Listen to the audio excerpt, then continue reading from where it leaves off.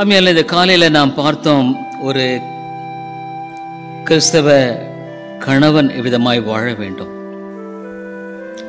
ஒரு கிறிஸ்தவ மனைவி எவ்விதமாய் வாழ வேண்டும் என்பதை குறித்து நாம் பார்த்தோம். கிறிஸ்தவ குடும்பம் என்பது பிரதானமாக ஒரு கணவனையும் மனைவியும் கொண்டதாக இருக்கிறது.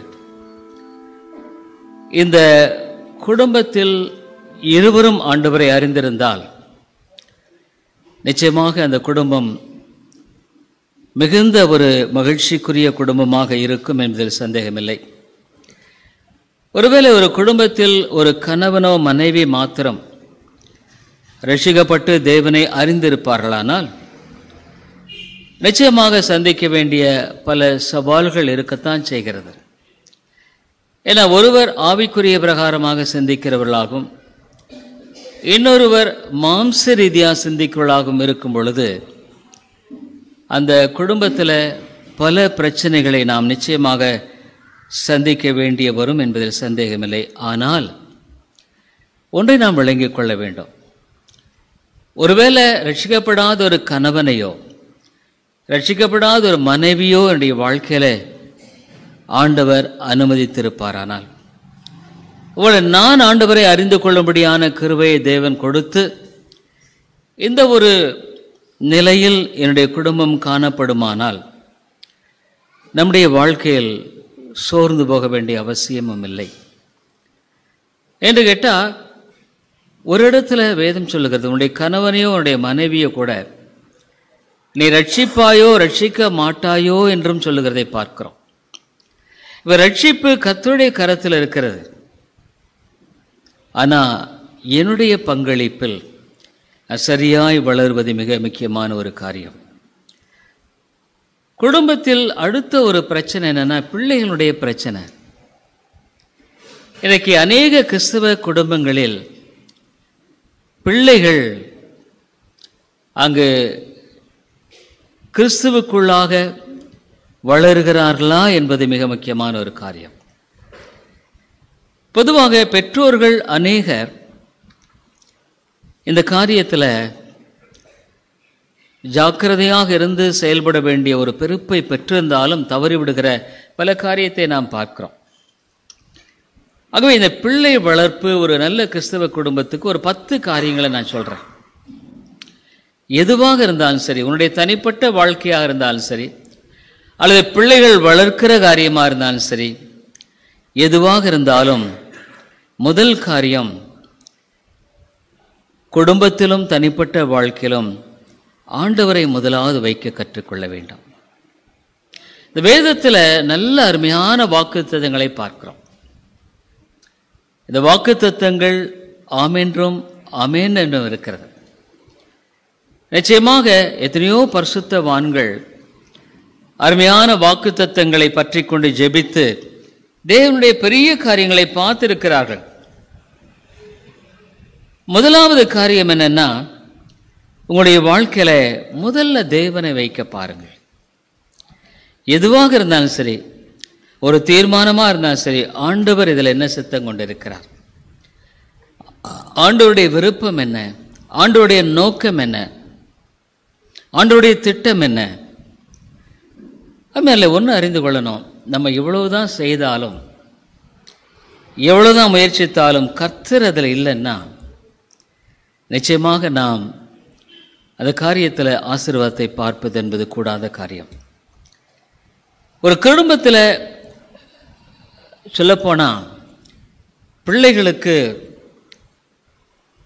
முதல்ல பார்க்குறவங்க அவங்களுடைய தகப்பன், அவங்களுடைய தாய். அவங்களுடைய விசுவாசம் எந்த அளவுக்கு இருக்குங்கிறத அவர்கள் பார்க்கறது மாத்திரமல்ல, அவருடைய விசுவாசம், உங்களுடைய விசுவாசம் அவர்களை பாதிக்கும். தீமோத்தேயுக்கு எழுதும் பொழுது உங்களை பாட்டியாகிய உன் ஐனிக்கேய அவனுடைய தாயாகிய விசுவாசம் அவளை எப்படி பாதித்தது என்றை பார்க்கிறோம். விசுவாசம் என்பது பெற்றோர்கள் வழியாய் தேவன் கொடுக்கிற ஒரு பெரிய ஸ்லாக்கியங்க. நான் நினைச்சிருக்கேன், அதாவது ஆலயத்துக்கு போகும் பொழுது, ஐயோ எனக்கு கிறிஸ்தவ பெற்றோர்கள் இல்லையே, கிறிஸ்தவ பெற்றோர்கள் எனக்கு இருந்திருந்தா இன்னும் நான் இவ்வளோ ஆண்டவருடைய சத்தியத்தை அறிந்திருப்பேனே என்பதான எண்ணமும் ஏக்கங்களும் இருந்தது. முதலாவது உங்களுடைய வாழ்க்கையில் பெற்றோர்கள் ஆண்டவரை முதலாவது வைங்க. ஆண்டவரை முதலாவது வைக்க பிள்ளைகளுக்கு கற்றுக் கொடுங்கள். இது ரொம்ப ரொம்ப முக்கியங்க. முதலாவது ஆண்டவரை வைக்க உங்களுடைய பிள்ளைகளுக்கு நீங்கள் முதலாவது வையுங்க. முதலாவது ஆண்டவர் வைக்கும்படியாக உங்களுடைய பிள்ளைகளுக்கு கற்றுக் கொடுங்கள். இது ஒரு கிறிஸ்தவ குடும்பம். ஒரு கிறிஸ்தவ குடும்பம் என்றால் என்ன என்பதை பார்க்கும் பொழுது, கிறிஸ்தவ குடும்பம் என்பது முதலாவது ஆண்டவரை வைக்கிறதே கிறிஸ்தவ குடும்பம். அந்த கிறிஸ்தவ குடும்பத்தை முதலாவது வைக்கிற காரியத்தில் பெற்றோர்கள் உத்தரவாதமாக இருக்க வேண்டும். அதை பிள்ளைகளுக்கு கற்றுக் கொடுக்க வேண்டும். ஜெபம் பண்ணுங்க, ஜெபிங்க, ஆண்டவர் வழி நடத்துவார். நம்முடைய பிள்ளைகளிடத்தில் அதை எப்பவுமே சொல்லி பழக்க வேண்டும். நான் இப்போவும் கூட ஜோயல் பார்த்த வீட்டிலெல்லாம் சொல்கிறது ஒன்று, ஜெபம் பண்ணுங்க. ஜெபித்தா எத்தனையோ காரியங்களில் அவர்கள் தீர்மானம் எடுக்க வேண்டிய காரியங்களில் ஜெபம் பண்ணுங்க. குடும்பமாக ஜெபம் பண்ணுங்க. பிள்ளைகளுடைய காரியத்தை குறித்து அவங்க வயது வந்தவர்கள் தான், ஆனால் கூட நான் சொல்கிறேன், என்னுடைய பொறுப்பு ஆண்டவரை முதலாவது வைங்க. பல வேளைகளில் சோர்வு, தளர்வு, பின்னடைகள் வரும் பொழுது தேவன் கைவிட மாட்டார். என்ன ஆண்டவர் உண்மையுள்ளவர். எவ்வளோ நெருக்கமான காரியங்கள் வரும் பொழுது, ஏன்னா நீங்கள் பார்த்தீங்கன்னா என்னுடைய குடும்பத்தை பொறுத்த வரைக்கும் பிள்ளைகளுக்கென்று நான் எதுவுமே சேர்த்து வைக்கல. ஊழியத்துக்கென்று எல்லாவற்றையும் நான் அர்ப்பணித்து வந்தவன். அதாவது என்னுடைய வாழ்க்கையில் பல காரியங்களை இழக்க கொடுத்து ஊழியத்தில் வந்தவன். முதலாவது, ஒருவேளை அவங்களுக்கு சொத்து சுகத்தை நான் எதுவுமே சேர்த்து வைக்கல. அவர்களுக்கு என்றும் பணம், பொருள், சொத்துன்றது சொத்தெல்லாம் இல்லை. இந்த இடத்துல கூட உங்களுக்கு தெரியும், இந்த கீழே இருக்கிற நிலம், இது ஆலயம் கட்டப்பட முடியலைன்னு சொல்லும் பொழுது ஆண்டவர் சொன்னார், இந்த இடத்தை ஆண்டவருக்குன்னு கொடு. தேவன் என்னுடைய நானும் என் மனைவியுமாக ஒருமுகப்பட்டு இதை கொடுத்தோம். சர்ச் பேரில் எழுதி டாக்டர் சம்பத் வச்சு ரெஜிஸ்டர் பண்ணி, இப்போ இந்த நிலத்தினுடைய மதிப்பு 1 கோடி ரூபாய். இப்போ நீங்கள் என்ன எடுத்துக்கிட்டீங்க, இன்னும் நான் கடனாளியே தான் இருக்கேன், ஒரு பேச்சு சொல்கிறேன். ஆனால் என்னுடைய பிள்ளைகள், நீங்கள் எங்களுக்கா இப்படி செய்யலை, இதெல்லாம் சர்ச்சுக்கு கொடுத்துட்டீங்க, இப்படி பண்ணிட்டீங்க அப்படின்றத பற்றி அவங்க ஒன்றும் சொன்னது கிடையாது. அவங்களுக்கு தெரியும் எங்களுடைய வாழ்க்கை எப்படி, நாங்கள் எப்படி வாழ்ந்தோம். ஏன்னா அவங்களுக்கு எல்லா சூழ்நிலைகளையும் தெரியும். கொல்லிமலையில் எப்படி வாழ்ந்தோம் தெரியும். அந்த பிள்ளைகளும் கூட ஒரு நாளும் அவர்கள் ஐயோ எனக்கு அது கொடுக்கல இது கொடுக்கலன்னு அப்படியெல்லாம் அதிகமாக கேட்டதில்லை. ஏன்னா கொல்லிமலையெல்லாம் ரொம்ப எளிமையான வாழ்க்கை, ஒரு சாதாரணமான பள்ளிக்கூடம். அவளை படிக்க வைக்கிறதுக்கு வாய்ப்பு கிடையாதுங்க. உண்மையாலுமே சொல்லப்போனால் படிக்க வைக்கிறதுக்கு வாய்ப்பே கிடையாது. அவங்க வாழ்க்கையிலெல்லாம் நீங்கள் பார்த்தீங்கன்னா, அன்றைக்கி நீங்கள் அவங்க 2 பேரும் டாக்டர்ஸாக இருக்காங்கன்ற, ஆனால் கூட அது எப்படி வந்தது நாங்கள் எதிர்பார்க்கல. ஏன்னா எங்களுக்கு அந்தளவுக்கு பணம் கிடையாது படிக்க வைக்கிறது. ஆனால் எப்பொழுதும் எங்களோடு கூடவே வந்தாங்க. அங்கே கொல்லிமலையில் பல கிராமங்களுக்கு நாங்கள் போவோம். ஞாயிற்றுக்கிழமை காலை ஆராதனை முடிச்சுட்டு ஒரு பழைய ஜீப் இருந்தது. அந்த பழைய ஜீப்பில் கிராமங்களுக்கெல்லாம் நாங்கள் போவோம். அவள் பிள்ளைகளெல்லாம் கூட்டிகிட்டு தான் போவோம். அந்த மலை பிள்ளைகளோடு கூட தான் அவங்க சேர்ந்து உட்காந்து அந்த சண்டே கிளாஸ்லாம் கலந்துட்டுருப்பாங்க. அவங்கள தனியாக வச்சு அப்படியெல்லாம் கிடையாது. அவங்களோட தான் வளர்ந்தாங்க, படித்தாங்க, எல்லாம் பண்ணாங்க. நீங்கள் அந்த படத்தெல்லாம் பார்த்தீங்கன்னா மலை பிள்ளைகளோடு மலை பிள்ளைலாம் உட்கார்ந்தாங்க, சத்தியத்தை கேட்டாங்க. சிறுபிராயத்திலேயே அந்த ஆண்டவருக்குரிய காரியங்களில் அவர்கள் பயிற்சி வைக்கப்பட்டார்கள். அது பெரிய ஸ்லாக்கியம்தான். ஒரு ஊழியக்காரனாக இருக்கும் பொழுது விதமான ஒரு ஸ்லாக்கியத்தை பெற்றுக்கொள்வது ரொம்ப நல்ல ஒரு காரியம். அவர்களுக்காக பெரிய ஒரு அளவில் நாங்கள் ஒன்றும் செய்யலை. அதுக்கு பின்பாக இதான பின்னால் கூட பார்த்தீங்கன்னா ஆண்டவர் ஆச்சரியமாக வழிநடத்தினார். இப்போ மெடிக்கல் இங்கே இந்தியாவில் படிக்க வைக்கும். எதுக்காக சொல்கிறேன்னா, எப்படி பிள்ளைகளை நாம் ஜாக்கிரதையாக அவளை உருவாக்க வேண்டிய பொறுப்பில். அப்போ இங்கே படிப்பதற்கான வாய்ப்பு இல்லை. அவ்வளோ பணம் எங்கே போகிறதுங்க? அப்போது ஒருவரை நான் சந்திக்க, ஒரு மீட்டிங் போனப்போ ஒருவரை சந்தித்தேன். எனக்கு ரஷ்யாவில் படிக்கிறத பற்றி எனக்கு தெரியாது. ரஷ்யாவில் படிக்கிறத பற்றி எனக்கு ஒன்றுமே தெரியாது. ஆனால் அவர் சொன்னார், என்னுடைய பையனை, அவர் ஒரு ஊழியம் செய்கிற ஒரு மிஷினரி, என்னுடைய பையனை இந்த மாதிரி நான் படிக்க வச்சுருக்கேன்னு சொன்னார். அப்போ நான் கேட்டேன், எப்படி அதை செய்கிறது? எனக்கு என்ன முன்னுமே தெரியும். அப்புறம் சொன்னார், இந்த மாதிரி ஒரு சென்னையில் ஒரு ஏஜென்சி இருக்குது, அவங்ககிட்ட நீங்கள் கான்டாக்ட் பண்ணால் அது நிச்சயமாக அவங்க வாய்ப்பு இருக்குது. அந்த நாட்களில் 2 ஆப்ஷன். ஒன்று வந்து இங்கிலீஷில் படிக்கலாம். இங்கிலீஷில் படிக்கணும்னா நிறைய பணம், ஏறக்குறைய 2-3 மடங்கு அதிகம். அடுத்தது 7 வருஷம் படிக்கணும், 1 வருஷம் மொழியை படிக்கணும். ரஷ்ய மொழியில் படித்து அந்த ரஷ்ய மொழியிலேயே மெடிசின்ஸ் எல்லாமே படிக்கணுங்க. அது ரொம்ப கஷ்டங்க. ஆனால் ஃபீஸ் அது கம்மி, ரொம்ப கம்மிங்க அது. அப்போ என்ன ஆச்சுன்னா, நாங்கள் இங்கே அடிவாரத்தில் ஒரு நிலம் வச்சுருந்தோம். ஒரு சாதாரண 1 லட்ச ரூபாய் சில்லற தான். அப்போ அந்த நாட்கள் எங்களுக்கு அதிக பணம் தேவைப்படலை அந்த அனுப்புறதுக்கு. பாருங்கள், ஆண்டவர் ஒரு வழியை ஏற்படுத்துகிறதை பார்க்க முடிகிறது. அப்போ அதை விற்றுட்டு அந்த ரஷ்யன் மொழியில், இப்போ ஜோயெல்லாம் ரஷ்யன் மொழியிலேயே தான் முழுக்க படித்தாங்க. கம்ப்ளீட்டாக 7 வருஷம் மெடிசனாக ரஷ்யாவில் தான் ரஷ்யன் மொழியை தான் படித்தாங்க. ஏன்னா இங்கிலீஷில் மொழியில் படிக்கணுன்னா ரொம்ப செலவு.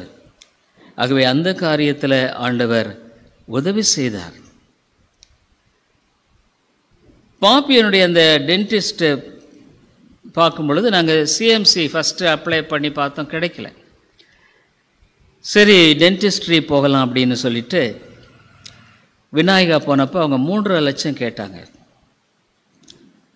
அப்போ என்னடா பண்ணுறது, நம்ம அவ்வளோ கட்ட முடியாது. ஆகவே ஜேகேகேன்னு ஒரு திருச்செங்கோடில் ஒரு காலேஜ், நாங்கள் போன உடனே அந்த ஆஃபீஸில் இருக்கிற ஒரு ஐயா சொன்னார், உங்களுக்கு மட்டும் ஒரே ஒரு கன்செஷன், வருஷம் 1 லட்ச ரூபா கட்டுங்க, அது போதும். அப்படி தான் அவள் படித்தா. எதுக்காக சொல்கிறேன்னா, உன் பிள்ளைகளை ஆண்டவருடைய வழியில் அதை காட்டி இதை காட்டி, எங்களுக்கு அப்படி பண்ணலை இப்படி பண்ணலை அதை பண்ணலை, தேவையில்லை. உன்னுடைய பிள்ளைகளுக்கு ஆண்டவர் எதை வைத்திருக்கிறாரோ அதை செய்வார். அதை செய்யும்படியான காரியத்தில் நம்முடைய பிள்ளைகளுக்கு முதல்ல ஆண்டவரை கொடுக்கணும், தேவனை கொடுக்க பழகணும். அப்போ அவர்கள் தேவனை சார்ந்து வாழுவார்கள். தேவனை முதலாவது வைக்கணும். அப்போ நாங்கள் நினைச்சே கிடையாது இவங்களை இந்த மாதிரி படிக்க வைக்கிறதுக்கான வாய்ப்புகள் கிடையாது. ஏன்னா நான் ஆரம்பத்தில் சேலத்துலேருந்து வந்த பின்னால் டாக்டர்ஸ்க்குன்னு லோன் சில லட்சங்கள் எந்த செக்யூரிட்டி இல்லாதனால கொடுத்ததுனால அந்த லோனை வாங்கி தான் அவங்கள படிக்க வச்சோம். பல நாள், அது ரொம்ப நாள் கட்ட வேண்டியது. இப்போ கூட நான் பேங்க் லோனில் தான் இருக்கேன் சொல்லப்போனால். ஆக முதலாவது உங்களுடைய பிள்ளைகளுக்கு ஆண்டவரை கொடுங்க. அப்போ ஆண்டவர் அவர்களுக்குரிய காரியத்தை செய்வார். நம்ம ஆண்டவரை கொடுக்காம மற்ற காரியங்களை செய்ய பார்க்கும் பொழுது அது தவறிவிட வாய்ப்புண்டு, தவறிவிட வாய்ப்புண்டு. முதலாவது காரியம், பிள்ளைகளுக்கு முதலாவது ஆண்டவரை கொடுங்க. 2வது காரியம், பெற்றோர்களாகிய நீங்கள் பிள்ளைகளுக்கு ஒரு முன்மாதிரியை வைக்க பார்க்கணும். பல காரியங்கள் இருக்கலாம், நான் இல்லைன்னு சொல்ல வரல. ஆனால் நீங்கள் அந்த முன்மாதிரியை வைக்கும் பொழுது வேதனை சொல்லுது, நான் சொன்ன மாதிரி இந்த சின்ன வயதிலேயே நீங்கள் அவர்களுக்கு நல்ல ஆவிக்குரிய காரியங்களை கற்றுக் கொடுக்கும் பொழுது நிச்சயமாக அது கிரியை செய்யும். ஒருவேளை நீங்கள் பேசுகிறத கேட்கலன்னா உங்களுடைய மாதிரி நிச்சயமாக பேசும், உங்களுடைய வாழ்க்கை நிச்சயமாக பேசும், உங்களுடைய வாழ்க்கை நிச்சயமாக அந்த காரியங்களை செயல்படுத்தும், எந்த விதமான சந்தேகம் இல்லை. ஆகவே வேதம் என்ன சொல்லுதுன்னா, முன்மாதிரியை ரொம்ப அதிகமாக பேசுது. உங்களுடைய சொந்த பிள்ளைகளுக்கு நீங்கள் செய்யக்கூடிய மிகப்பெரிய ஒரு உதவி என்ன தெரியுங்களா? Set a good example. Set a good example. உங்களுடைய வாழ்க்கை சரியாக இல்லைன்னா உங்கள் பிள்ளைகள் நல்ல ஒரு நிலையில் வருவாங்கன்னு தயவுசெய்து நீங்கள் எதிர்பார்க்காதுங்க, தப்பது. தேவன் அவ்விதமான காரியங்களை செய்வார் என்பதை நீங்கள் எதிர்பார்க்க முடியாது. ஏன்னா ஆண்டவர் உங்களிடத்திலிருந்தே சரியான ஒரு நிலையை எதிர்பார்க்கலைன்னா உங்கள் பிள்ளைகளுடைய வாழ்க்கையில் கர்த்தர் செய்வதற்கு நீங்களே தடையாய் போய்விடுவீர்கள். அப்ப ஆண்டவர் எப்படி செய்வார்? யோசனை பண்ணி பாருங்களேன். மூன்றாவது, குடும்பத்தை முக்கியப்படுத்துங்கள். அது ரொம்ப முக்கியம். குடும்பத்தை முக்கியப்படுத்தணும். சில பார்த்தீங்கன்னா அப்பா பார்க்குறதே அபூர்வமாக இருக்கும், அம்மா பார்க்குறதே அபூர்வம். அப்படி இருக்கக்கூடாது. குடும்பம் என்பது முதலாவது உறவில் உங்களுடைய வாழ்க்கையில் முக்கியப்படுத்துங்கள். பிள்ளைகளை ஒரு குறிப்பிட்ட அளவுக்கு மேலே போகும்பொழுது அவங்களை கட்டுப்படுத்த முடியாது. சொல்லப்போனால் நீங்கள் ஒரு விதமான டிஸ்டன்ஸ் அவங்களே கீப்பப் பண்ணுவாங்க, உங்கள்கிட்ட விலகி விலகி நிற்பாங்க. தொடர்பிலும் உறவிலும் மற்ற காரியங்களில் சின்ன பிள்ளைகளாக இருக்கும் பொழுதே அந்த சின்ன பிள்ளைகளுக்கு போதிக்கும் பொழுது அவங்க ஈஸியாக கேட்டுடுவாங்க. அந்த சின்ன வயசுலேயே அவருடைய வாழ்க்கையில் என்ன பண்ணணும்? நீங்கள் ஆண்டவரை பற்றி விதைக்கிறதுல நீங்கள் ஜாக்கிரதையாக இருக்க வேண்டும்.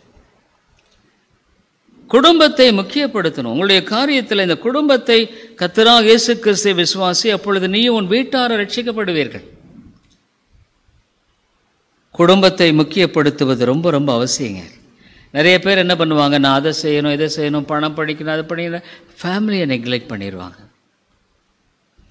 அப்போ பிள்ளைகள் என்ன பண்ணுவாங்கன்னா, பெற்றோர்களோடு அந்த உறவில் ரொம்ப, சில பெற்றோர்கள் பார்த்தீங்கன்னா அப்பாவோட நெருக்கமாக அம்மாவோட நெருக்கமாக வரமாட்டாங்க. காரணம் என்னென்னா, அவங்களுக்கு அந்த ப்ரையாரிட்டி குடும்பத்தினுடைய ஒரு நிலையை அவளுக்கு தெளிவுபடுத்தி அவர்களை வளர்க்க வேண்டிய காரியத்தில் வளர்க்காமல் போகிறது தான். அதை நீங்கள் ஒரு குறிப்பிட்ட டைமுக்கு போனோம்னா அவங்கள கொண்டு வர முடியாது. அதே சமயத்தில் ரொம்ப செல்லம் கொடுக்கக்கூடாது, அதாவது ஒரு விதத்தில் பார்த்தா நீங்கள் சரியான முன்மாதிரியை வைத்தால் தான் அவங்களுடைய பிள்ளைகளிடத்தில் கண்டிப்பாக இருக்க முடியும். சரியான முன்மாதிரியை வைக்கலைன்னா உடைய பிள்ளைகளிடத்தில் நீங்கள் சரியான ஒரு கண்டிப்பை வைக்க முடியாது. ஏன்னா எங்கள் அப்பா அம்மா சரியில்லை, அவங்களே ஆண்டவரை கனப்படுத்தலை, அவங்களே ஆலயத்தினுடைய முக்கியத்துவத்தை புறக்கணிக்கிறாங்க, அப்படியே காரியம். அப்போ நீங்கள் செய்யக்கூடிய ஒவ்வொரு தவறான காரியமும் நிச்சயமாக உங்களுடைய பிள்ளைகளுடைய வாழ்க்கையில் ஏதாகிலும் ஒரு விதத்தில் பாதிக்கத்தான் செய்யும். மறந்துட வேண்டாம். எற்ற கிறிஸ்தவ குடும்பங்களை பாருங்கள். பிள்ளைகள் பார்த்து என் பெற்றோர்களாவது கொஞ்சம் இந்த காலத்தில், இப்போ நிறைய கிறிஸ்தவ குடும்பங்களில் பிள்ளைகள் ஆலயத்துக்கு போகிறதில்ல. மேற்கத்திய நாடுகளெல்லாம் ரொம்ப மோசமாக போச்சு. அநேக யங் பீப்புள் ஆலயத்துக்கு போகிறது கிடையாது. ஏன்னா பெற்றோர்களே சரியில்லை. பெற்றோர்களே உறவுல பாதிப்பு, பிரிந்துவிட, விவாகரத்து, மற்ற காரியங்களினால கடைசியில் அந்த பெண்ணானவள் இன்னொருத்தர் கல்யாணம் பண்ணுற, அந்த ஆண் இன்னொருத்தர் கல்யாணம் பண்ணுற, பிள்ளைகள் நடுவில். இதெல்லாம் இன்றைக்கு மிக ஒரு பிள்ளைகளுக்கு செய்யக்கூடிய ஒரு பெரிய துரோகம் தான் சொல்ல முடியும். துரோகம் தாங்க. உன்னை நம்பி ஆண்டவர் உன் பிள்ளைகளை கொடுத்துருக்கார். எவ்வளோ பேருக்கு குழந்தைகள் இல்லைங்க, குழந்தைகள் இல்லை. காலைல ஒரு சகோதரி சொன்னாங்க, தயவுசெய்து ஜெபம் பண்ணிக்கங்க, 16 வருஷம் ஆச்சு, குழந்தைகள் இல்லை. எத்தனையோ குடும்பங்களில் பார்க்குறோம். அப்போ ஆண்டவனுடைய கையில் கொடுத்துருக்காருன்னா அவர்களுக்கு உத்தரவாதி என்பதை நீ மறந்து விடுகிறாய். ஆகவே நீ செய்கிற தவறுனால் அவனுடைய பிள்ளைகள் பாதிக்கப்படுகிறார்கள். நீ கொடுக்க வேண்டிய நல்ல ஒரு ஆவிக்குரிய காரியத்தை கொடுக்காதனால உடைய பிள்ளைகள் ஆவிக்குரிய வாழ்க்கையில் வளர முடியறதில்லை. ஆனால் அவங்கள நீ சரியான விதத்தில் கையாண்டு ஒரு நல்ல முன்மாதிரியை வைப்பாயானால் ரொம்ப இதாக இருக்கும். அதே சமயத்தில் அவங்களோட நீங்கள் நல்ல உறவில் இருக்கணுங்க. You must have a good relationship with the children. கொஞ்சம் வயசாகிட்டு அவங்க விரும்ப மாட்டாங்க, அது உண்மை. அந்த அளவுக்கு போகும்பொழுது இந்த சின்ன வயசுலேயே அவங்களோட ஒரு நல்ல ஒரு உறவை கொண்டு, நான் சொல்கிறது செல்லத்தை கொடுக்கறதில்ல. செல்லம் எப்போவுமே சரியாக இருக்காது. அதை நான் அவங்கள செல்லம் கொடுக்கணும், ஆனால் கண்டிப்பாக இருக்கணும், ஜாக்கிரதையும் இருக்கணும். அப்போ தெரியும் அந்த பிள்ளைகளுக்கு. ஒரே சில பேருங்க என்ன பண்ணுவாங்க, ரொம்ப செல்லம் கொடுப்பாங்க, அவளை கண்டிக்க முடியாது. அல்லது என்ன பண்ணுவாங்க, கணவன் கண்டிப்பாக இருப்பார், மனைவி ரொம்ப ஒரு மாதிரி லூஸாக இருப்பாங்க, அதாவது அதிகமாக இது பண்ண மாட்டாங்க. அந்த காரியத்தில் 2 பேருமே சரியாக இருக்க வேண்டும். ஏற்கனவே சொன்ன மாதிரி ஒரு கணவனுடைய குறைகளை பிள்ளைகளிடத்தில் சொல்லவே கூடாது. பிள்ளைகளிடத்தில் மட்டும் பேசவே பேசாதாங்க.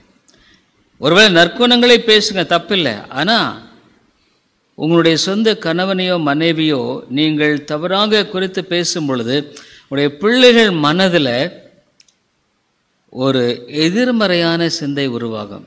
அப்பா சரியில்லை, அம்மா சரியில்லை. அப்போ என்ன ஆகுனா, அப்பா அம்மா சொன்னால் எதுவுமே அவங்க கேட்க மாட்டாங்க. இவங்க தான் சரியில்லையே, இவங்களை நம்ம என்ன வச்சு என்ன பண்ண முடியும்? ஆகவே அந்த ஒரு விஷயத்தில் உங்களுடைய பிள்ளைகளோடு நேரத்தை செலவிட பாருங்கள். நேரத்தை செலவிட பாருங்கள். அவங்களோட பேசுங்க. அவரிடத்துல எப்படி இருக்குது, என்ன இருக்குது. என்ன கேட்டால், இன்றைய காலகட்டங்கள் ரொம்ப பயங்கரமாக இருக்குங்க. ஸ்கூல்ஸ்லேயே இன்றைக்கி பயங்கரமான காரியங்கள் இருக்குங்க. ஸ்கூல்ஸில் நீங்கள் நினச்சே பார்க்க முடியாது. இன்றைக்கு அநேக பெற்றோர்கள் ரொம்ப சின்ன வயசுலேயே எத்தனையோ கர்ப்பமாகிற பிள்ளைகள் இன்றைக்கு நாம் இந்த கொரோனா டைமில் கேட்க கேள்விப்படுறோம். சமயத்தில் ஒரு சென்சஸ் பார்த்தேன், எத்தனையோ 14 இயர்ஸ் எத்தனையோ கர்ப்பங்கள். அவங்க என்ன பண்ணுறாங்க, எது பண்ணுறாங்க, பார்க்க பழகுங்க. இப்போ உங்களுக்கு நீங்கள் செல்ஃபோன் கொடுத்தா சின்ன பிள்ளை சைல்டு லாக்குன்னு ஒன்று இருக்குது. எத்தனை பேர் தெரியுமே தெரியாது. சைல்டு லாக்குன்னு அதை போட்டிங்கன்னா பிள்ளைகள் சில தவறான காரியங்களை பார்க்க முடியாது. நீங்கள் மட்டும்தான் அந்த பாஸ்வேர்டு. வாலிப பிள்ளைகள் மத்தியில் செய்யுங்க. அவளை கையாளும்படியான காரியத்தை குறித்து ஜாக்கிரதை. நான் ஜோயல்கிட்ட கூட கேட்டிருக்கேன், சைல்டு லாக் போட்டிருக்கியா, பிள்ளைகளுக்கு இது கொடுத்துருக்கல, சைல்டு லாக் போட்டிருக்கியா? போட்டிருக்கேன். நான் எதுக்காக சொல்கிறேன்னா, இன்றைக்கு அவ்விதமான பல காரியங்கள் இன்டர்நெட்டில் வருது. பிள்ளைகள் பார்க்கும்போது அவருடைய மனது ரொம்ப பாதிக்கப்படும். சொல்லப்போனால் இன்றைய பெற்றோர்கள் அந்த காலத்து பெற்றோர்களை விட அதிகமாக ஜாக்கிரதையாக விழிப்பாக இருப்பது ரொம்ப ரொம்ப அவசியம். பாருங்களேன், என் பிள்ளை என்ன பார்க்குது, என்ன செய்யுது, எங்கே போகுது, மனசில் என்ன இருக்குது, யோசித்து நீங்கள் அவங்களுடைய, நீங்கள் உண்மையாக சொல்கிறேன், அவங்கள நீங்கள் ஏதோ படித்து வைக்கிறது மட்டும் இல்லை, ஸ்கூல் போகிறாங்க வர்றாங்கன்னு, முடிந்த அளவுக்கு அவருடைய மனநிலையை கண்டுகொள்ள பாருங்கள். எண்ணத்தில் என்ன போயிட்டுருக்காங்க. எத்தனையோ நல்ல பிள்ளைகள் வழிதப்பி போன இன்னைக்கு ஐயோ ரொம்ப பயங்கரமாக இருக்குங்க. வழிதப்பி போகிற பல காரியங்கள் இன்றைக்கு ரொம்ப அதிகமாக இருக்குது. அவங்க மனசில் என்ன பதியுது என்ன தெரியாது.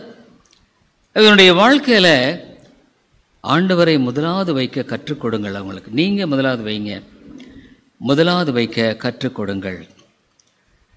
அடுத்தது என்னென்னா, உங்களுடைய பிள்ளைகளை ஆவிக்குரிய காரியங்களில் நீங்கள் அவர்கள் முக்கியத்துவம் கொடுக்கும்படியாக ஊக்குவீங்கள். வேதத்தை வாசிக்க ஊக்குவீங்க, ஜெபிக்க ஊக்குவீங்க. ஏதாவது ஒன்று கேட்டால் இப்போ உடனே என்னை வாங்கி கொடுக்கல, ஜெபம் பண்ணுப்பா, ஆண்டவர் செய்வார். சிறு வயதிலிருந்தே அவர்களுக்கு இந்த வேதத்தையும் ஒரு ஜெப வாழ்க்கையும் கற்றுக் கொடுப்பது ரொம்ப பிரயோஜனமாக இருக்கும். அவங்களுக்கு சிறு வயதிலிருந்தே. நிறைய பெற்றோர்கள் நம்ம தவறி விடுகிறோம். அவங்களுக்கு நல்ல அந்த காலத்திலலாம் அப்படி இல்லைங்க. அந்த காலத்தில் மிஷினரிலாம் பார்த்திங்கன்னா சில குடும்பங்களெல்லாம் அந்த வேத பகுதியை மனப்பாடம் பண்ணால் சாப்பாடே கொடுப்பாங்க. அவ்வளவு தூரம் பெற்றோர்கள், ஈவன் பெயர் கிறிஸ்தவ பெற்றோர்கள்லாம் கூட அப்படி இருந்திருக்காங்க.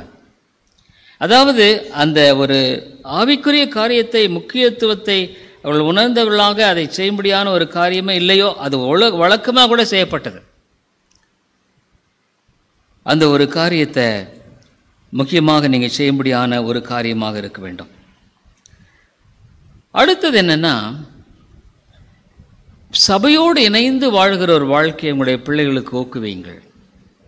அது அவங்களுக்கு ரொம்ப ஒரு நல்ல ஒரு பழக்கமாக இருக்குது. சபையோடு இணைந்து எங்களுடைய பிள்ளைகள் ஒரு சபையில் கூட ஒரு சின்ன ஒரு காரியமோ ஏதோ ஒன்று செய்யும்படியான காரியத்தை ஊக்குவீங்க. ஏன்னா ஆண்டவர் சபையை முக்கியத்துவம் பண்ணி கொடுத்துருக்கார். அவ்விதமான காரியங்களை நீங்கள் சபையோடு இணைந்து செயல்படக்கூடிய காரியத்தை, சர்ச்சுக்கு போ, இவ்வளோ இந்த காரியமாக இருந்தால் கூட நீ அதை செஞ்சுட்டு நீ செய், முதல்ல ஆலயத்துக்கு போ, ஆலயத்தினுடைய காரியங்களுக்கு முக்கியத்துவம் கொடு, உன்னுடைய வாழ்க்கையில் அது நல்லபடியாக இருக்கும். ஜெபிக்க கற்றுக் கொடுங்கள். நம்மளே ஜெபிக்கணும். அவள் ஜெபிக்கிற காரியங்களை கற்றுக்கொள்ள கிறிஸ்தவ குடும்பம் என்பது இதுதாங்க. இதெல்லாம் இணைந்து தான் கிறிஸ்தவ குடும்பம். இது தனியான்றதல்ல. பெற்றோர்களும் தேவனுக்கு பயப்படுற பிள்ளைகளையும் கர்த்தருக்குள்ளாக வளர்க்க, பிள்ளையை வளர்க்க வேண்டிய விதத்தில் வளர்த்துன்னு நம்ம எதை சொல்லுது. முடியுமானா அடுத்த பாயிண்ட், உங்களுடைய பிள்ளைகளோடு சேர்ந்து ஜெபிக்கவும் செய்யலாம், தப்பில்லை. அது பெரியவங்களான செய்கிறது கூட கஷ்டம். அவங்கள வேற அது ஒரு மாதிரி ஃபீல் பண்ணலாம். ஆனால் சின்ன குழந்தைகள் இல்லை, உங்களோட பிள்ளைகளோட ஒரு 10 நிமிஷம் 5 நிமிஷம் உட்காந்து ஜெபம் பண்ணுங்க. ஆண்டவரே வா ஜெபம் பண்ணலாம். எத்தனையோ இருக்கும், குறும் பண்ணிட்டு இருப்பாங்க. நீ உட்கார வச்சு ஜெபம் பண்ணு. நீங்கள் கற்றுக்கொடு. ஒரு தகப்பனோ ஒரு தாயோ ஜெபிக்க கற்றுக்கொடு. அநேகருடைய கிறிஸ்தவ குடும்பங்களில் ஜான் வெஸ்லி, நீங்கள் டைம் இல்லைன்னு நினைக்க, ஜான் வெஸ்லி என்ற ஒரு தேவ மனிதர், இங்கிலாந்தின் அப்போஸ்தலன் என்று சொல்லப்படுகிறவர். அந்த அம்மாவுக்கு 18 பிள்ளைகள்ங்க. ஒரு பிள்ளை 2 பிள்ளை, 18 பிள்ளைகள். இந்த 18 பிள்ளைகளோடையும் அந்த அம்மா ஒரு குறிப்பிட்ட நேரத்தை நியமித்து செலவழித்தார்கள். 18 பிள்ளைகளோட நான் இன்னைக்கு உட்காந்து ஜெபிக்கணும், இன்னைக்கு இவங்கள பேசணும். விதமான அந்த பிரயாசத்தை கர்த்தர் கனப்படுத்துகிறார். இங்கிலாந்தில் ஜான் வெஸ்லி என்ற தேவ மனிதன் மூலமாக தேவன் பெரிய எழுப்புதலை கட்டளையிட்டார். உன்னதமான தேவனுடைய அருமையான ஊழியர்களாக எழும்பினார். சார்ல்ஸ் வெஸ்லி என்ற அவருடைய இன்னொரு சகோதரன் அண்ணன், நம்ம கூட அநேக பாடுகளை எல்லாம் நம்ம பாடுறோம். க்ரௌன் வித் மெனி க்ரௌன்ஸ், நிறைய பாடல்களை எழுதியிருக்கார். தேவன் அந்த தாளந்துகளை கொடுத்து உலகமெங்கும் அந்த பாடல்களை இன்றைக்கும் அநேக பாடல்கள் பாடிக்கொண்டிருக்கிறார்கள். அப்போ அந்த அம்மா ஒன்று, நான் எப்போவுமே எனக்குள்ள ஒரு பிரின்சிபல் உண்டுங்க, ஜெபம் மட்டும் வீணல்ல, ஜெபம் வீணே அல்ல. நான் இன்னைக்கு வரைக்கும், நேற்று நான் ஏற்காடு போயிட்டு நான் இந்த ரெக்கார்ட் பண்ணுறதுக்கு எனக்கு டைம் ஆயிடுச்சு.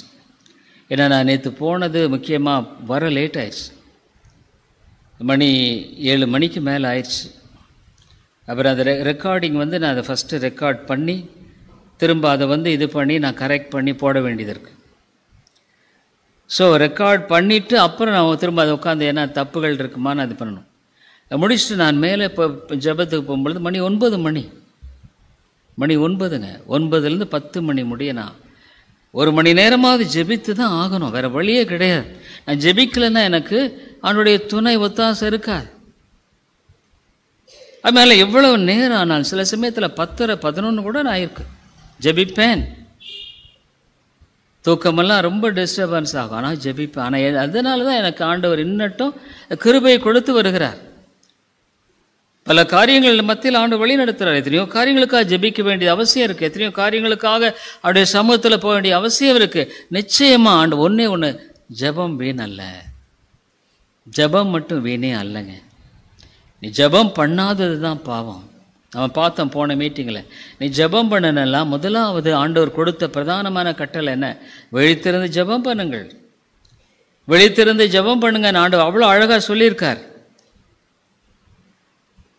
அப்போ நம்ம விழித்திருந்து ஜெபம் பண்ணும் பொழுது பிசாசு சொல்லலாம், பரவாயில்ல நாளைக்கு உன்னுடைய ரொம்ப களைப்பு, ரொம்ப கஷ்டம், அம்மையாலே நீ ஜெபித்து மட்டும் பார், உன்னுடைய வாழ்க்கையில் எப்படி ஆண்டவர் அழகாக காரியத்தை செய்கிறார், குடும்பத்தில் எப்படி நீ போட்டு தடுமாறிக்கிட்டு நிற்ப, ஒன்றும் நடக்காது. ஆனால் ஜெபம் பண்ணும் பொழுது ஆண்டவர் உனக்காக உன் பட்சத்திலிருந்து செயல்படுகிறார். ஆண்டவர் அழகாக உன்னுடைய வாழ்க்கையை கட்டுகிறார். ஆண்டவர் அழகாக உன்னுடைய காரியத்தை செய்கிறாரு. நீ ஜெபம் பண்ணணும். அடுத்த காரியம் என்ன தெரியுங்களா? ஆண்டவர் பிள்ளைகளுக்கு என்று அருமையான வாக்குத்தத்தங்களை கொடுத்திருக்கிறார். வாக்குத்தத்தங்கள் விலையேற பெற்றவைகள். அருமையான வாக்குத்தத்தங்களை ஆண்டவர் நமக்கு கொடுத்திருக்கிறார். எவ்வளவுதான் பிள்ளை எப்படி தான் போனாலும் சரி, நீ ஆண்டு இடத்துல மன்றாடி ஜெபிக்கலாம். ஆண்டவரே என் பிள்ளைகளை சந்தியும், ரட்சியும். அவங்களுக்காக மற்ற காரியத்தை ஜெபிக்கிற தப்பில்லை, அவருடைய ரட்சிப்புக்காக நீங்கள் ஜெபிக்கணும். அவருடைய வசனம் என்ன சொல்லுகிறது? தேவனுடைய வார்த்தை ஏசாயின் புத்தகத்தில் சொல்லப்படுகிறதே நாம் பார்க்கிறோம். 54 ஏசாயின் புத்தகத்தில் அருமையாக வாக்குத்தத்தங்களை கொடுத்திருக்கிறதை பார்க்கிறோம். ஆண்டவர் என்ன சொல்றார்? உன் பிள்ளைகள் எல்லாம் கர்த்தரால் போதிக்கப்பட்டிருப்பார்கள், உடைய சமாதானம் பெரிதாக இருக்கும். ஆண்டவரே, நான் அவளுக்கு சொல்ல முடியாது, நான் அவளுக்கு போதிக்க முடியாது, ஏன்னா அவன் கேட்குற மாதிரி இல்லை. ஆனால் நீர் அவளுக்கு போதியும், நீர் அவர்களை வழிநடத்தும், நீர் அவர்களுக்கு உதவி செய்யும். எவ்வளோ அருமையான வார்த்தைகள் எல்லாம் பாருங்கள். அந்த 13வது வசனத்தில் அவ்வளோ அழகாக சொல்கிறார். உண்மையிலேங்க தேவனுடைய பிள்ளைகள் தன்னுடைய பிள்ளைகளுக்கு சேர்த்து வைக்கிற பெரிய பொக்கிஷம் அதுதாங்க, ஜெபம் தான். இப்போ நானெல்லாம் நிச்சயமாக சொல்லுவேன், அது மாத்திரமல்ல, ஜெனரேஷன்ஸ், பைபிள் என்ன சொல்லுது, சந்ததி சந்ததியாய் ஆசீர்வதிப்பேன். சில சமயத்தில் நான் ஜெபிக்கிறேன், ஆண்டவரே என் நடைமுறையில் இந்த சந்ததி மாத்திரமல்ல, அவன் டேனியல் இருந்தால் அவனுக்கு அடுத்தது சந்ததி, அதுக்கு அடுத்த சந்ததி, இவளெல்லாம் தேவனுடைய சத்தியத்தில் வளரணும் ஆண்டவரே. தேவனுடைய மக்களுடைய சந்ததி எல்லாம் பார்த்தீங்கன்னா அப்படி தான் வழிநடத்தியிருக்கார். தேவன் அழகாக பேசியிருக்கார். அதனாலே தேவன் சொல்லப்போனால் தானியேல் பிறக்கிறதுக்கு முன்னமா காத்தியாவுக்கு ரொம்ப பிரசவத்தில் கஷ்டம். ஏன்னா பிரீச் தலை மேலே ரொம்ப கஷ்டப்பட வேண்டிய ஒரு சூழ்நிலை போது அப்போ எங்களுக்கு அவங்க இந்த மாதிரி இருக்குது அப்படின்னும் பொழுது ஜெபித்த பொழுது ஆண்டவர் சொன்னார், அவங்க நினச்சாங்க ஒரு பெண் பிள்ளை தான் பிறக்கும்ன்ட்டு. காத்தியா ரொம்ப பிலீவ் பண்ணுது. ஆனால் ஆண்டவர் சொன்னார், ஒரு ஆண் பிள்ளையை பெற்றெடுப்பாள், அவன் ஆசாரியன் எனப்படுவான். பிறகு ஆண்டவர் நம்முடைய பிள்ளைகளை குறித்து பேசுகிறார். ரெபக்காள் என்ன பண்ணுறா, அவங்க பிள்ளைகளை குறித்து போய் கேட்குற, ஆண்டவர் என்கிட்ட 2 பிள்ளைகள் இருக்கே. ஆண்டவர் பேசுகிறார், இப்படி இதாகுது என்பது ஆண்டவர் அவளை குறித்து பேசுகிறார். இப்போ இவனுடைய பிள்ளைகளிடத்தில் உங்களுடைய பிள்ளையை பற்றி கேட்கலாம். அதே விதமாக ஆண் குழந்தை நிச்சயமாக சொல்ல முடியும், ஆண்டவர் அவனை ஊழியத்துக்கு என்று தெரிந்து கொண்டிருக்கிறார். ஏன்னா வேதம் தெளிவாக சொல்லுது, ஆசாரியனாக அவனை தெரிந்து கொண்டிருக்கிறார் என்றதை குறித்து. ஒரு சந்ததி இன்னொரு சந்ததியை உருவாக்கி கொண்டு போகக்கூடிய மிகப்பெரிய ஒரு ஆசீர்வாதத்தை தேவன் கொடுக்கிறாருங்க. இதெல்லாம் எப்படி? தேவனுடைய அந்த கிருபையை சார்ந்து நம்ம போகும் பொழுது அதில் தான் பெரிய சந்தோஷம். ஒருவேளை அந்த பெரிய மனுஷந்தை அதெல்லாம் அழிந்து போகிற காரியம். ஒருவேளை ஆண்டவர் விதமாக ஒரு குடும்பத்தில் எழுப்பாரானால் அது மிகுந்த பெரிய காரியம்தான், மிகுந்த ஆச்சரியமான காரியம். தேவனுடைய வாழ்க்கையை கட்டுவார். உன் பிள்ளைகள் எல்லாரும் கர்த்தரால் போதிக்கப்பட்டிருப்பார்கள், உன் பிள்ளைகளுடைய சமாதானம் பெரிதாக இருக்கும். 13ஆம் வசனத்தில், great shall be thy peace of thy children. நீதியினால் சிறப்பட்டிருப்பாய், கொடுமைக்கு தூரமாவாய், பயமில்லாதிருப்பாய், திகிலுக்கு தூரமாவாய், அது உன்னை அணுகுவதில்லை. ஏதோ உனக்கு விரோதமாய் கூட்டம் கூடினால் அது என்னாலே கூடுகிற கூட்டம் அல்ல. எவர்கள் உனக்கு விரோதமாய் கூடுகிறார்களோ அவர்கள் உன் பட்சத்தில் வருவார்கள். உங்கள் பிள்ளைகளுக்கு முதலாவது தேவனை கற்றுக் கொடுக்க அவர்களோடு சேர்ந்து ஜெபிக்க முடியுமானா ஜெபம் பண்ணுறது ரொம்ப நல்லது. அந்த ஜெபத்தில் ஆண்டவர் கனப்படுத்துகிறார். அன்னால நம்ம பார்க்குறோம், அவள் எப்படி ஒரு ஜெபித்து ஆண்டவர் கொடுத்த அந்த குழந்தையை அவர்களை வழிநடத்தினதை குறித்து பார்க்கிறோம். அடுத்ததாக உங்கள் வாழ்க்கையில் ஆண்டவர் எப்படி வழிநடத்தி இருக்கிறார், எப்படி ஆண்டவர் உங்களுடைய வாழ்க்கையில் பலப்படுத்தி இருக்கிறார்,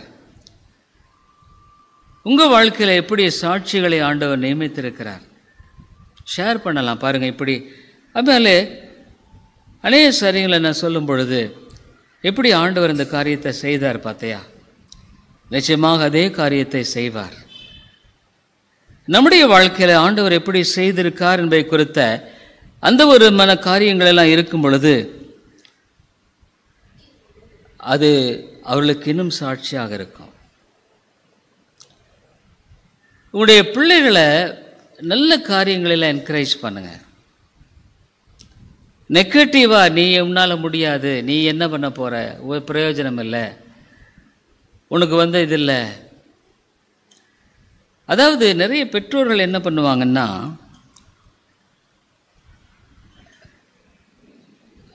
அதாவது அவங்கள டிஸ்கரேஜ் பண்ண பார்ப்பாங்க. உன்னால் முடியாது, உன்னால் முடியாது. நம்ம எப்படி பாசிட்டிவாக அவங்கள என்கரேஜ் பண்ண முடியும்? நீ ஆண்டவர் பேரில் விசுவாசம் வைப்பா, நீ இந்த காரியத்துக்காக ஜெபிக்கிறையா, ஆண்டவர் சித்தமானால் வாய்க்க பண்ணுவார். நீ ஆண்டவரிடத்தில் போ, ஆண்டவரிடத்தில் ஜெபி, ஆண்டவர் உனக்கென்று அந்த திட்டத்தை வைத்திருப்பார், ஆனால் நிச்சயமாக அதை செய்வார். என்கரேஜ் தான். உங்களை டிஸ்கரேஜ் பண்ணக்கூடாது. உன்னால் முடியாது, நீ அப்படி தான், இதெல்லாம் நீ மோசம், அப்படி. நிறைய பேர் என்ன தெரியும்னா அவங்கள ரொம்ப மோசமாக்கி பேசுவார்கள். எனக்கு ஒரு அண்ணன் இருந்தார், இங்கே முன்ன வருவார். முன்னெல்லாம் அவர் மரிச்சிட்டார், எத்தனையோ வருஷம் ஆயிடுச்சு. இங்கே ரெகுலராக அவங்க ஃபேமிலியாக இருந்தப்போ இங்கே அட்டன் பண்ணிட்டு தான் இருந்தாங்க.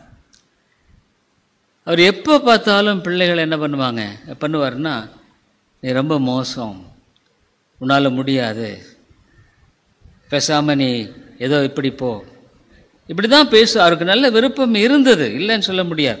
தன்னுடைய பிள்ளைகள் நல்லபடியாக வரணுன்ற எண்ணெல்லாம் இருந்தது. ஆனால் பேச்சில் அவர்களை அதைரியப்படுத்தி கொண்டே இருப்பார். அதுமாதிரி நம்முடைய பிள்ளைகளை கர்த்தருக்குள்ளாக உற்சாகப்படுத்தும்படியாக நாம் பார்ப்பது மிக அவசியம். உங்கள் பிள்ளைகளை ஆவிக்குரிய காரியங்களில் பங்கு வரும்படியாக உற்சாகப்படுத்துங்க. சபை இருக்கா? நல்லது, அது நல்ல காரியம் தான். அதுக்குரிய பலனை ஆண்டவர் கொடுக்கிறார். இங்கே ஒரு ஆரம்ப நாட்களில் ஒரு குடும்பம் இருந்தது. அந்த குடும்பத்தில் 2 பசங்க இருந்தாங்க. ஞாயிற்றுக்கிழமான காலையிலே வந்து இங்கே வந்து அதை செய்வாங்க. அவங்க பொண்டப்பநாயக்கம்பட்டி பக்கம் குடியிருந்தாங்க. அப்போ அவங்க 7வது 8வது தான் படிச்சுட்டு இருந்தாங்க. அப்போ நான் அவர்கிட்ட சொல்லுவேன், சரி நீங்கள் அப்போ எல்லாம் அதிகமாக ஆட்கள் இல்லை, அதிகமான பேர் சபையில் இல்லை, ரொம்ப கம்மி பேர். ஆகவே அந்த 2 தம்பிங்க சின்ன பசங்க தான், ரொம்ப படிக்கல அவன்.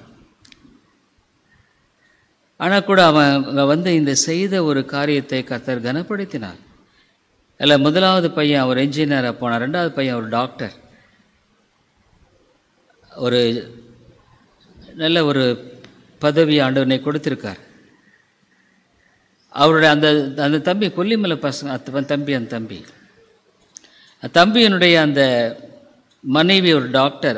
அந்த சின்ன பொண்ணு கொல்லிமலையில் நம்ம ஸ்கூல் வச்சுருந்தப்போ அங்கே படித்தா. அப்போ எல்கேஜி வந்து படித்தவன்.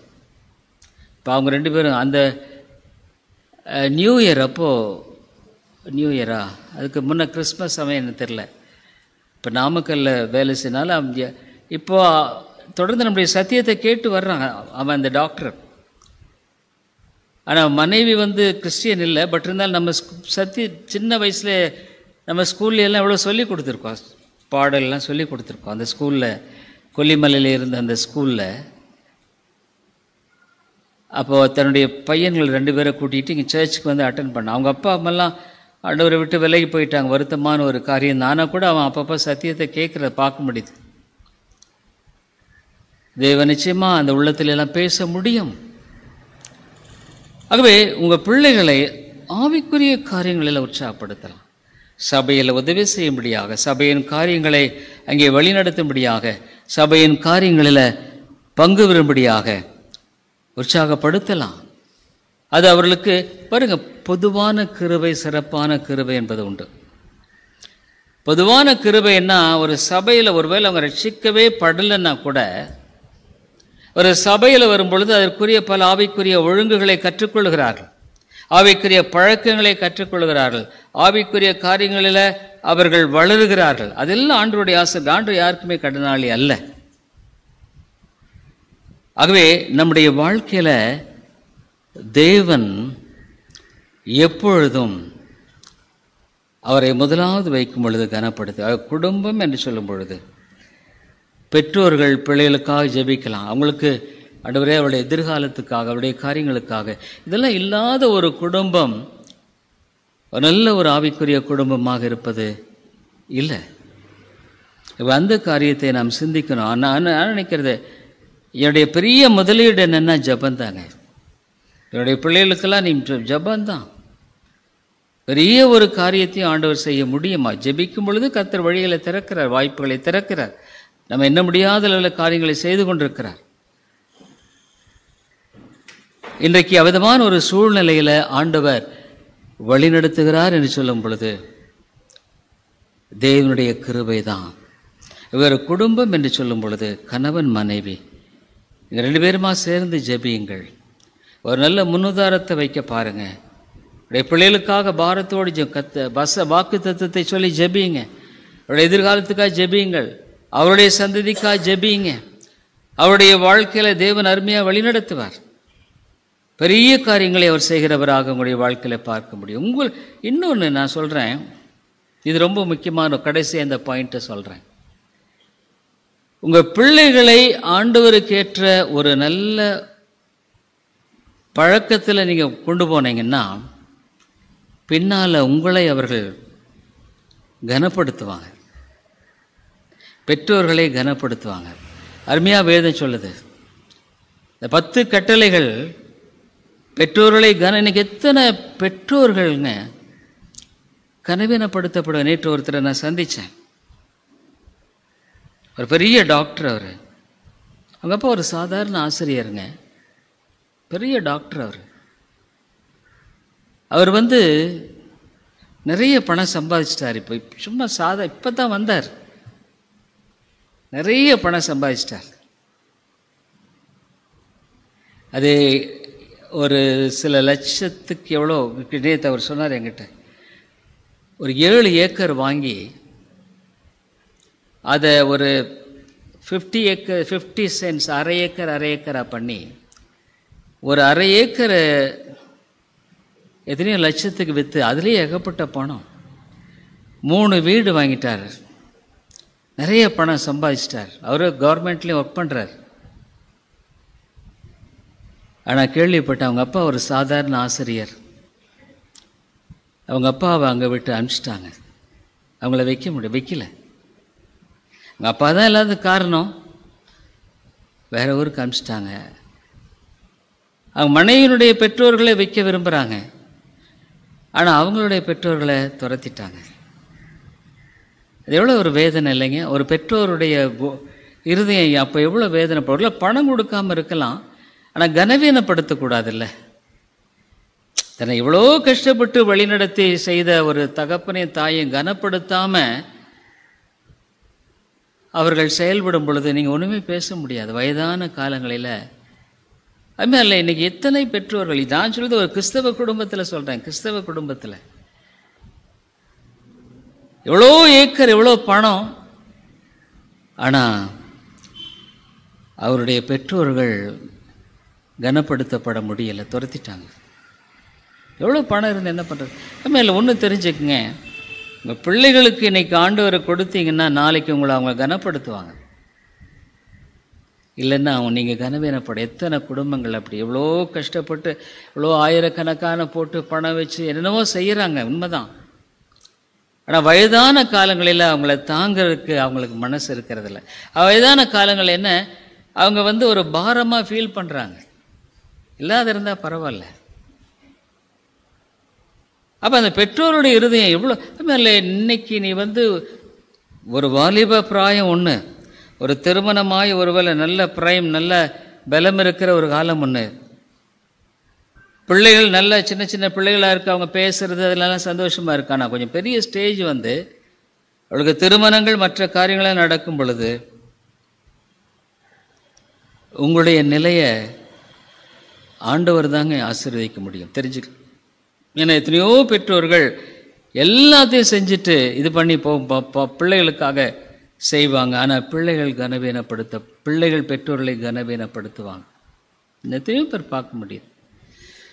பிள்ளைகளுக்கு ஆண்டுடைய காரியங்களை கற்றுக் கொடுத்து சார்ல்ஸ் எங்கே இருக்கு? அப்படியா? செல்லமணி டீ போட்டுருங்க. ரைட். ஆகவே முக்கியமாக உங்கள் பிள்ளைகளுக்காக ரொம்ப ஜெபம் பண்ணுங்கள். உங்களை கர்த்தருக்கேற்ற பயத்தில் வளர்க்க பாருங்கள். ஆண்டவரை முதலாவது வைங்க. அவங்களுக்கு எது சிறந்தது ஆண்டவர் நிச்சயமாக கொடுப்பார். ஜெபம் பண்ணுவோம். அன்புள்ள ஆண்டவரே, தொடர்ந்து இந்த நாளிலும் கூட ஒரு கிறிஸ்தவ குடும்பம் என்ற சூழ்நிலையில் பல காரியங்களை பார்க்க எங்களுக்கு நீர் உதவி செய்தீர் ஆண்டவரே. கர்த்தாவே, பிள்ளைகள் கர்த்தரால் வரும் சுதந்திரம். அவளை வளர்க்க வேண்டிய பகுதியில் நாங்கள் வளர்க்காமல் போனால் ஆண்டவரே, எத்தனை பெற்றோர்கள் இன்றைக்கு கண்ணீர் வடிக்கிறார்கள் ஆண்டவரே. எவ்வளோ காரியங்கள் அவர்களுக்காக எல்லாம் தங்களுடைய பலன் எல்லாத்தையும் கொடுத்துமே ஆண்டவரே பிள்ளைகளால் அலட்சியப்படுத்தப்படும் பொழுது ஒருவேளை அது எவ்வளோ ஒரு வருத்தமான வேதனையான காரியம் ஆண்டவரே.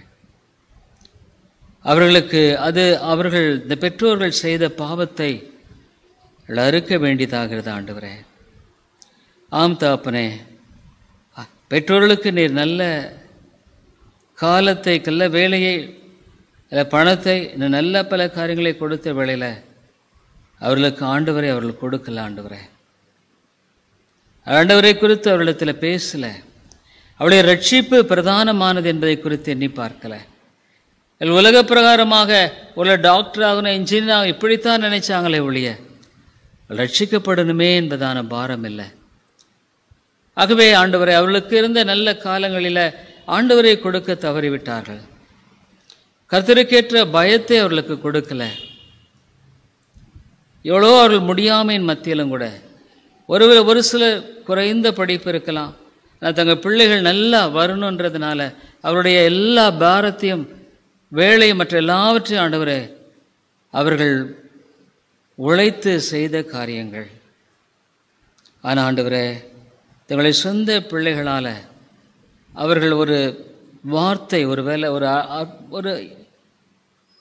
ஒரு வருத்தம், ஏளனமான ஒரு வார்த்தை, பெற்றோர்களை மதிக்காமல் பேசுகிற காரியங்கள், பெற்றோர்கள் இல்லைன்னா பரவாயில்ல வேண்டான்னு நினைக்கிற காரியங்கள் எனக்கு சமுதாயத்தில் எவ்வளோ அதிகமாய் பரவி வருகிறது ஆண்டவரே, அதிகமாய் பரவி வருகிறது. ஆனால் அதற்கு காரணம் பெற்றோர்கள் தங்களுக்கு தங்கள் பிள்ளைகளுக்கு ஆண்டவரை கொடுக்க தவறினது தான் காரணம். ஆண்டவரே ஒருவேளை ஆண்டவரே அவர் நிச்சயமாக அவர்கள் கொடுத்திருப்பார்கள். அவள் தெய்வ பயம் இருந்திருந்தா நம்முடைய கட்டளைக்கு கீழ்ப்படிவார்கள் ஆண்டவரே. பெற்றோர்களுக்கு தன் தாய் தகப்பன்மாரை கனப்படுத்துவர்கள் ஆயுசு நீடிக்கும் என்று பார்க்கிறோம். ஆண்டவரே நல்ல கிறிஸ்தவ குடும்பங்களின் தேவை இன்றைக்கு எவ்வளோ அதிகமாக இருக்கிறது. நல்ல கிறிஸ்தவ குடும்பத்தில் ஆண்டவர் பிரசன்னமாக இருக்கிறார். நல்ல கிறிஸ்தவ குடும்பத்தில் ஆண்டவருடைய ஆசீர்வாதம் தங்கியிருக்கிறது, ஆண்டவருடைய நன்மை தங்கியிருக்கிறது. ஆண்டவரே தேவா நீர் உதவி செய்திடலாம், நீர் வழி நடத்தும். தர்மியான பெற்றோர் மற்ற இந்த நாளில் இந்த செய்தி கேட்டவுடைய வாழ்க்கையில் கிருபை செய்யும். இயேசுவின் நாமத்தில் ஜெபிக்கிறோம் எங்கள் நல்ல பிதாவே, ஆமென்.